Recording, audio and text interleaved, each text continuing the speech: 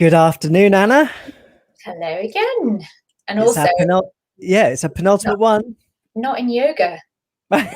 Was there yoga today? I think there was a mindful session, No. yes. So, I missed no it yoga again. for us again. I know, but we're just so busy. We're We'll have just mindful throughout the whole week anyway, so I we're know. okay. Yeah. So let's get our guest in. It's fantastic to have Catherine Wong join us from Singapore. Amazing. Wow. Good to see you here. Thank where you the for having weekend's me. already begun. Yes, after this. Thanks so much for joining us. So you've been seeing a bit of Expo. You had a presentation on demand. What was it about? Tell us a bit more about your work. Yeah, so my presentation was about the temporal dimensions of green bonds, and I kind of looked at the geographical and technological distribution of green bond finances, and focused a lot on what that tells us about the inequalities that are endemic or systemic in the way green bonds are allocated. Wow, that sounds quite complex, especially for me coming in as a scientist. So, lots of exciting but very complex topics being discussed today. So that's just one part of it, isn't it, really? So I guess one of my questions is, what have you found so far? What kind of inequalities have you discovered? Yeah, so I kind of like focused on two areas of inequality. So one is the unequal geographical allocation of finances. If you look at, say, for example, the green bonds under the EU structure. And what you see is that most of the financing is going to already quite technologically advanced and developed economies in Europe and globally as well, whereas the less developed parts of Europe and the globe are receiving very little, a very, very small share of green finance in terms of green bonds. The other aspect of inequalities comes in terms of the technological financing. So if you look at what sorts of technologies are being financed, it's mainly already fairly mature technologies, whereas more emerging technologies such as in the circular economy, or even not technologies, but activities around biodiversity conservation or better land use management or land restoration, degraded land restoration. Technologies that deal with this or science that deals with this are not really funded by green finance or are really neglected in that area. Yeah, so across the conversations that people have been having the last few days, is obviously that disparity between certain different countries and sort of being able to get aid in order to, facilitate making these large changes or even sometimes small changes. And so, if you're from, you've got less affluent kind of nation, it is more difficult to facilitate some of these ideas. So what can we do, and what can we do to help other nations, for instance, in this situation? I think just making these inequalities visible and helping these developing parts of the world to develop a strong database, to just really highlight, to show the data that demonstrates the inequalities. And I'll give you one very good example. So say, for example, in the green bonds sector, right? In terms of the global share of green bonds, only 1.8% of green bonds are listed in Southeast Asia. And out of that 1.8%, 90% of green bonds listed in Southeast Asia are in the most developed parts of Southeast Asia, like Indonesia, Malaysia, and Singapore. So that's, data like that makes the disparity really visible and really powerful. And it shows where the gaps are and where money needs to flow to in that sense. That's so interesting. I was talking to people earlier in the week about sort of blockchain and cryptocurrencies, and I wonder, do you see any sort of, because obviously a lot of that is based on the openness of the ledger and making sure that there's transparency about where money is going. Do you see anything, any sort of movement in that direction, especially in those countries that are struggling perhaps to leapfrog into next generation technology? I mean, it may be a difficult question, but are cryptocurrencies part of what are emerging around this financial market? Oh, I'm not really following the cryptocurrency discussion at all, but I did listen to one of the presentations today, and one of the presenters was talking about the potential for fintech to bring in financing to the unbanked populations in Asia, right? And I think there's definitely great potential there, and it's super important to. I think there's a lot of potential for fintech, basically, because if you look at the economy of Southeast Asia or Asia in general, the micro and small medium enterprises form the backbone of the economy in Asia. So, and they contribute to something like 70% of national labor employment in the region. But these enterprises would most definitely not be able to have access to, the high finance from, financial institutions or green bonds. And this is where I think fintech, maybe crypto, and blockchain might have a great potential to bring them in, and to service the unbanked, the low tech parts of the economy in Asia. I think I was just listening to a very similar conversation actually about the fintech, realms, I would say, because the thing is that they were saying as well, obviously in finance, we're always talking about risk and risk management. But then if we have risk and then we know that climate change is a risk and we're not evaluating it in the way that we are just looking at models, we actually have to implement these risks and test them as well to see what we can actually do with those outcomes and actually see what works and what doesn't. Everything's a risk, but is it more of a risk to not do anything? Because we're also, facing this enormous challenge of climate change. So really, we need to be looking at how we can integrate policy in order to bring all of these issues together, but also push forwards.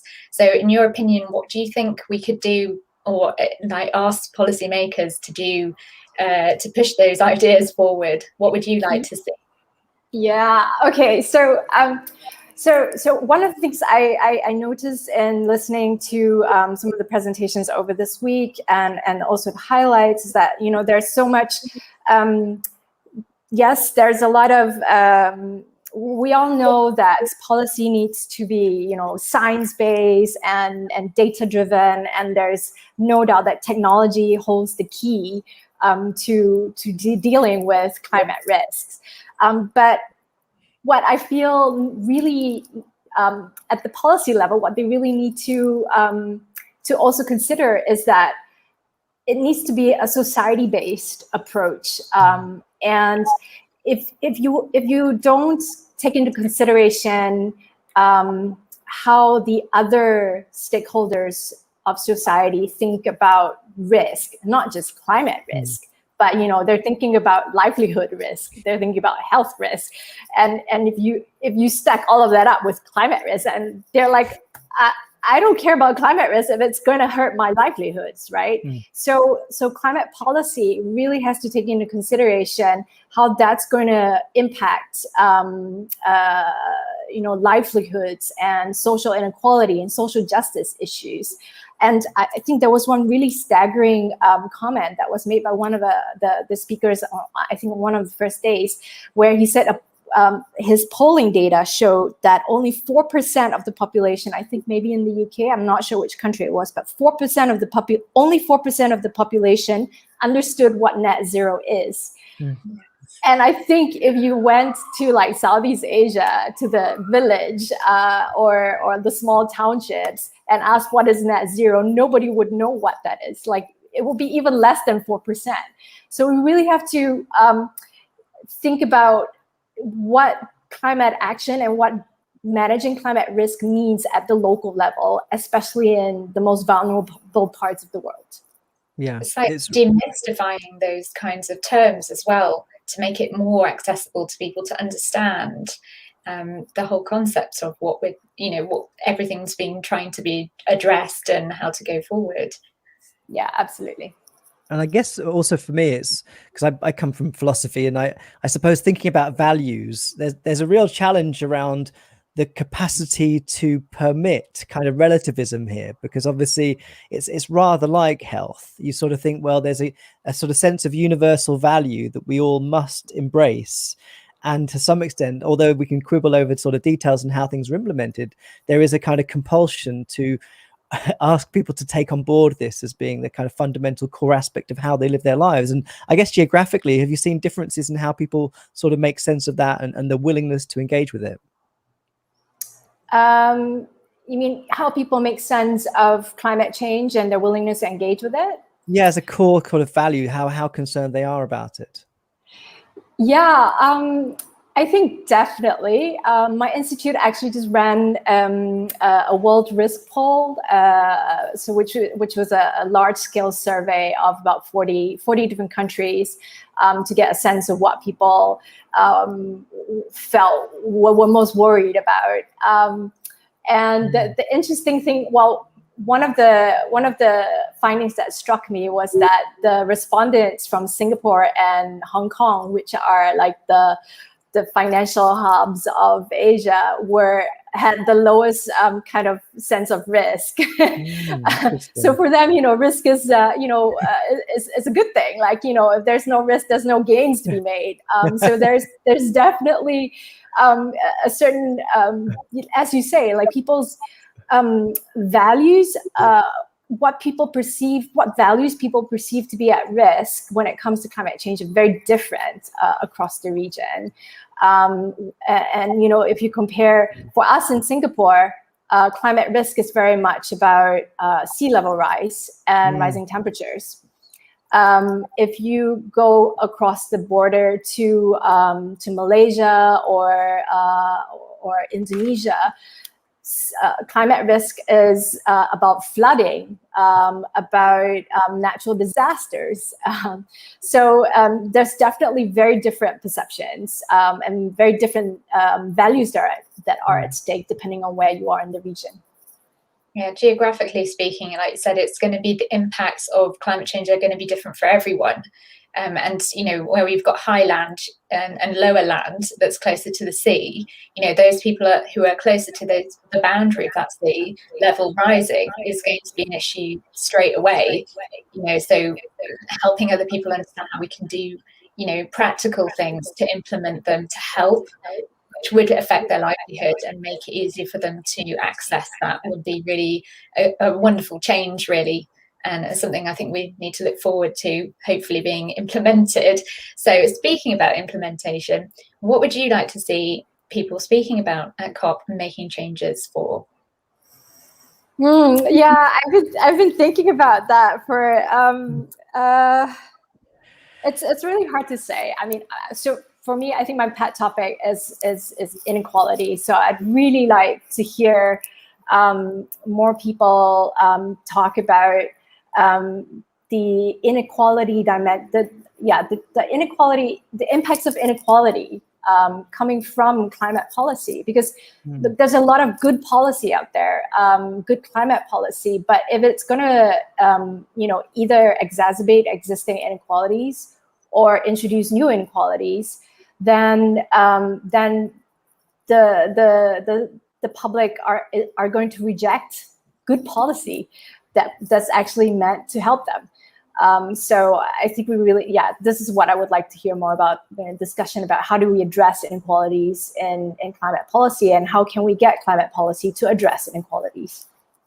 And that's been such a theme across the week, I would say. In all sessions, this has come up, whether it's around sort of climate justice or even just building resilience. That question of inequality has been throughout the conference for me, certainly. And it's really helpful to have this as part of our discussion, because we're also promoting the Act Now film campaign, which launched also this week, where we're asking young people, 18 to 30-year-olds, to make films about their concerns about the climate and about their particular geographic situation. So getting to think about these sorts of issues and foregrounding them, I think, is really valuable. So thank you so much for joining us on your Friday night weekend start there, Catherine. It's great to have you here, and we look forward to seeing how your work develops on the pathway to COP. So thanks for being here.